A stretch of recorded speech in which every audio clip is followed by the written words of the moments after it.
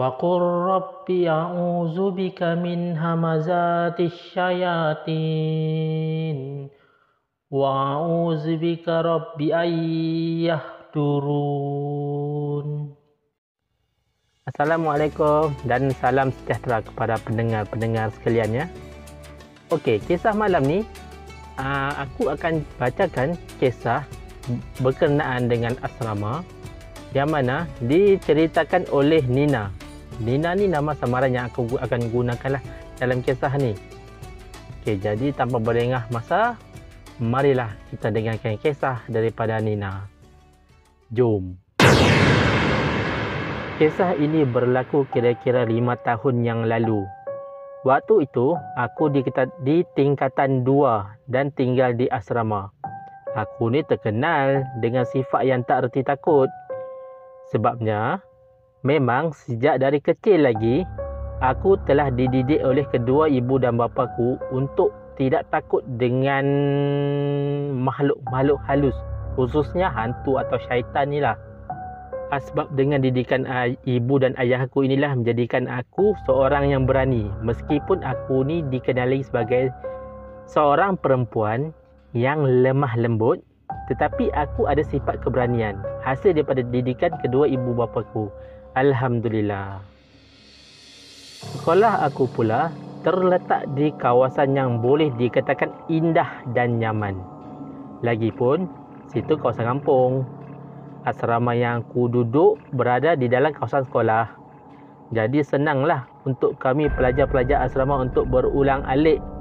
Kebetulan pada waktu tersebut, pihak sekolah aku bercadang untuk menambah satu lagi blok asrama untuk menampung bilangan pelajar yang kian meningkat. Jadi, setelah dipersetujui, akhirnya kerja-kerja membina pun dilakukan bersebelahan dengan blok asrama puteri yang lama. Pada mulanya, pembinaan itu berjalan dengan lancar sehinggalah pada suatu hari. Ingat lagi pada hari itu.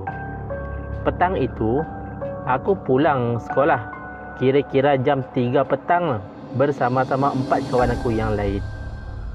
Setelah menyalin pakaian, kami bercadang untuk bermain tenis di gelanggang yang berdekatan. Waktu kami menuruni tangga untuk ke gelanggang, tiba-tiba kami mendengar suara lelaki yang sedang menjerit, diikuti dengan dentuman yang kuat. Wah! Dum. Lebih kurang lah kan. Itu saya punya gambaran. Kat mana tadi? Okey. Kami dapat mengesan arah bunyi tersebut. Tak silap lagi lah, memang datang daripada arah tapak pembinaan asrama yang baru tu. Kami segeralah bergegas ke sana. Setibanya kami dekat sana, kami terkejut besar apabila kami dapati seorang pekerja berbangsa Cina jatuh dari bangunan tersebut. Kawan-kawan pekerja tersebut segera mendapatkan beliau. Aku dan kawan-kawan aku memang tergamam. Tubuh pekerja berkenaan dibasahi dengan darah. Aku yakin yang dia dah tak bernyawa lagi. Sebabnya kepalanya dah bercerai pun daripada badan. Waktu tu kawan aku Mila, dia tiba-tiba pengsan. Aku pula terkaku situ. Memang tak terkata apa-apa lagi dah. Dipendekkan cerita. Okey, ini kisah seram dia akan bermula kat sini. Tadi pun seram dah kan? Yang ni lagi seram. Okay. Pada waktu malam tersebut, kami semua, saya dengan kawan-kawan saya yang nampak kejadian tadi, tak dapat tidur dengan nyenyak. Yalah kan, tambahan lagi, kamilah yang orang pertama menyaksikan kejadian tu. Warden asrama adalah bagi nasihat kepada kami supaya bawa bertenang.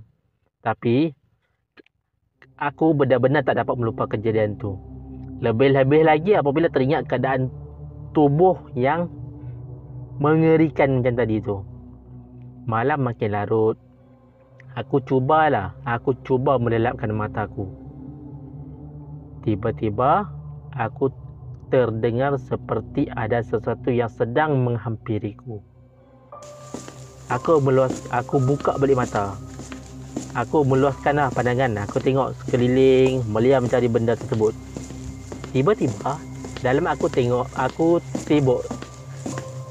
Mataku melihat, tengok kiri kanan, daripada mana arah datang bunyi tu. Tiba-tiba, hidung aku tertangkap sesuatu bau yang hanyir. Seolah-olah macam bau darah. Aku tersentak. Aku dongak ke atas. Daripada atas tu aku nampak kipas yang tadi aku buka berpusing. Tiba-tiba kipas tu dah tak berpusing lagi dah. Dan daripada kipas tu juga aku nampak ada darah sedang mengalir daripada kipas jatuh ke atas lantai. Banyak darah tu. Aku dah agak cuak masa ni, tapi aku beranikan diri untuk bangun. Dan tiba-tiba mata aku tertumpu ke arah kawan aku, Mila. Ya Allah. Aku lihat ada beberapa orang berjubah kuning sedang duduk mengelilingi si Mila ni lah. Sedang berdiri mengelilingi Mila. Aku beranikan diriku untuk menghampiri mereka. Weh, Bapa, berani tu kau. Kalau aku jangan harap. Okey lah, kita sambung balik. Aku beranikan diriku untuk menghampiri mereka. Kawan-kawanku yang sedom dengan aku dah lama dibuai mimpi. Dengan keyakinan, aku menegur orang-orang berjubah kuning berkenaan. Woi, kau biar betul. Kau siap boleh tegur ke kot? Woi, kalau aku jangan harap. Aku tidur luar dekat koridor kot aku rasa. Okey, kita sambung pada cerita. Aku menegur orang-orang yang berjubah kuning berkenaan. Siapa anda semua? Tapi mereka langsung tak menjawab pertanyaanku. Aku mula syak sesuatu. Aku beranikan diri lagi dengan memegang salah seorang daripada mereka. Oh, pula dah. Ini berani tahap ekstrim ni.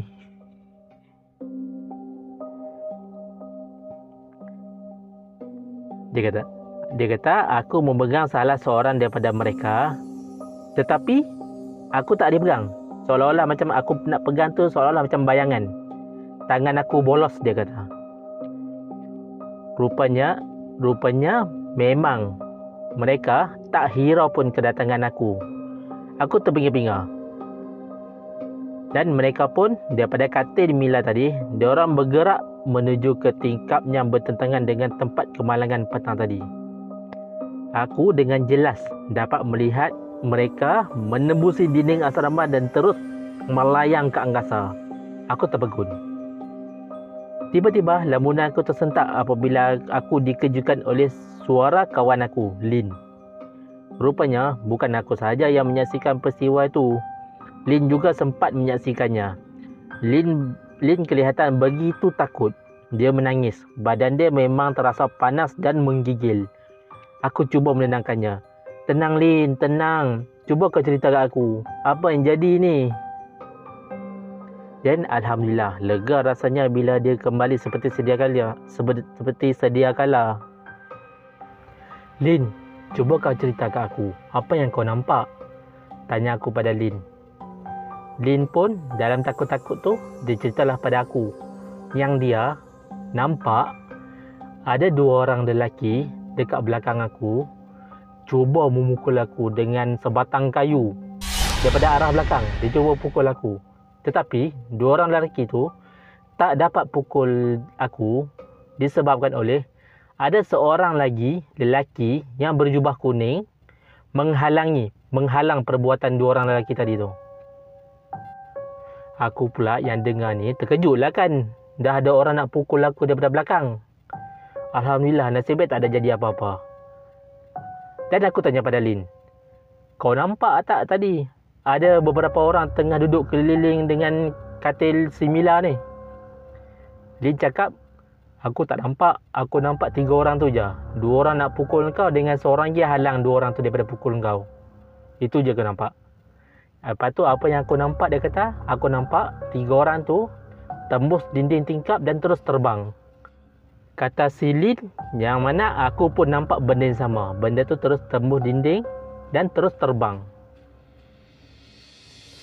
Dalam kami tengah rancak bersembang tu, tiba-tiba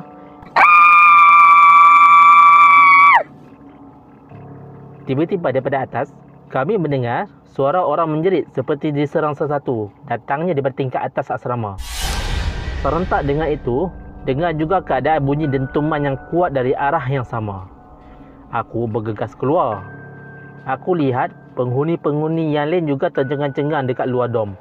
Masing-masing tertanya, apa yang jadi? Apa yang jadi ni? Warden pun sama, terpinga-pinga. Suara jeritan dan lolongan tadi semakin menjadi-jadi. Kali ini bukan lagi seorang, tetapi aku dengar macam beramai-ramai. Aku lagi rasa ingin tahu. Warden minta sesiapa yang berani untuk mengikutinya naik ke atas. Aku dan 5 lagi orang rakan mengikuti warden itulah naik ke atas. Setibanya kami di atas, kami dapati beberapa orang penghuni dom emas.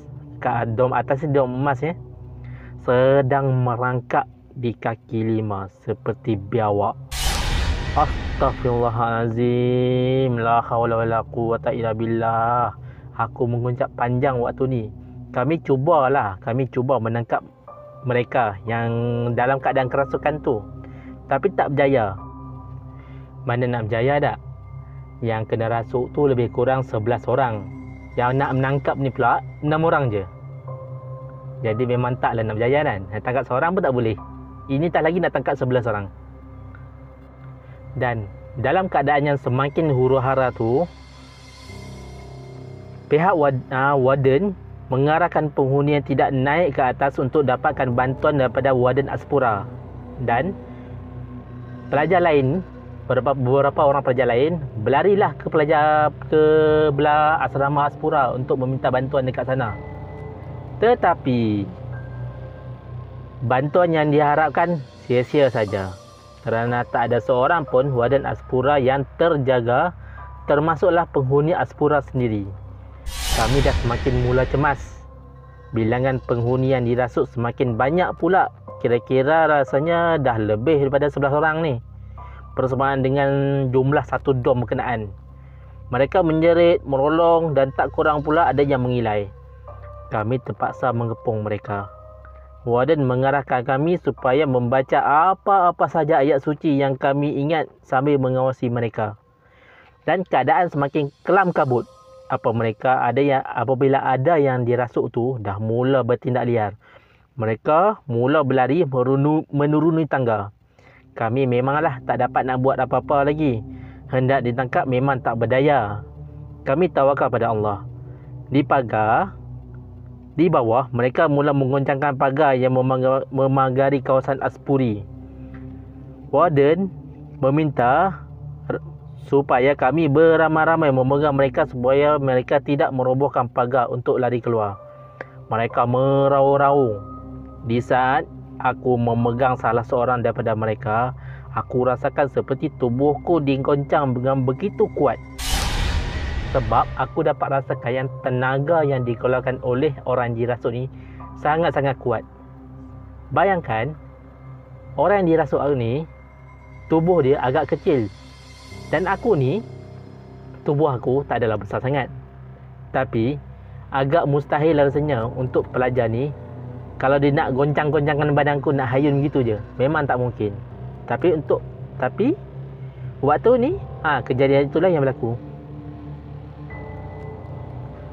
Okay, dipendekkan cerita, mulut aku ni tiba-tiba terkeluar bacaan ayat suci Al-Quran. Yang aku bacakan waktu tu adalah surah ayat Kursi. Aku baca ayat Kursi dan pelajar tadi tu makin lama makin agresif. Aku baca ayat Kursi, habis baca ayat Kursi, aku terus tempeleng kepala dia. Dan terus sajalah pelajar tadi tu rebah, pengsan terus. Dan bila pelajar lain nampak, "Woi, efisien lah apa yang kau buat ni." Dan ramai-ramailah baca ayat Kursi, tempeleng pelajar-pelajar yang kena rasuk tadi tu. Dan semua pun pingsan. Dan dipendekkan cerita, alhamdulillah. Waktu tu kejadian orang kata rasukan beramai-ramai tu berakhir begitu saja malam tu. Dan tak lama lepas tu azan subuh pun berkumandang daripada masjid berhampiran dengan sekolah mereka. Okey. Pada keesokan harinya memang ramailah tak datang sekolah, termasuk dengan aku sebab letih. Tetapi apabila ditanya pada penghuni asrama yang dirasuk malam tersebut, kami tanya mereka, macam apa yang jadi malam tadi? Macam mana korang boleh kena rasuk? Dan penghuni ni macam dia orang tak percaya tau. Dia orang kata, kami elok aja tidur malam tadi. Kami ada kena rasuk ke? Dia orang macam tak percaya. Dia orang macam memang tak ingat apa-apa langsung. Apa yang jadi malam tadi. Dan kisah rasukan ni heboh sampai penghuni asrama Aspura pun tahu. Dan dia orang pun terkejut sebab dia orang tak dengar langsung bunyi jeritan ataupun apa-apa kan. Mana nak dengar kalau dah masing-masing tidur mati ya. Okey. Pada malam selepas malam kejadian tersebut, kami pun mengadakanlah solat hajat beramai-ramai untuk meminta dijauhkan daripada sebarang malapetaka. Pengetua juga menasihati kami supaya tidak mengingati peristiwa berkenaan. Menurutnya lagi, peristiwa berkenaan hanyalah untuk menguji kesabaran kami. Aku tidak dapat merumuskanlah sama ada peristiwa berkenaan ada kaitannya dengan kematian pekerja di tapak pembinaan. Tetapi, ada cerita yang mengatakan kematian pekerja berkenaan dirancang oleh abangnya sendiri dan kononnya rohnya ingin menuntut bela. Allahu alam. Tapi bagi kita lah sebagai orang Islam ni, orang yang dah mati, roh dia tak akan boleh kembali ke dunia. Lagi-lagi kembali ke dunia untuk membalas dendam. Itu takkan jadi. Andai kata kalau dah meninggal dunia, roh tu dah memang akan jadi urusan Tuhan dah. Takkan boleh lagi datang ke dunia jadi hantu. Tu takkan mungkin. Kalau ada pun kita nampak orang yang dah meninggal dunia macam kembali, itu hanyalah sekadar permainan jin. Sebab jin ni boleh menyerupa apa saja yang dia nak. Okey, itu sajalah kisah yang mana aku nak ceritakan ni. Mungkin tak berapa seram, tapi ingat, walaupun orang kata seburuk-buruk mana pun situasi yang kita hadapi, hendaklah kita bergantung dengan pertolongan daripada Allah Subhanahu Wa Taala. Kerana Allah Subhanahu Wa Taala ni sentiasa dekat saja dengan kita. Cumalah kadang-kadang kita manusia ni kita tak sedar benda tu. Okey, itu sajalah kisah yang aku nak sampaikan malam ni.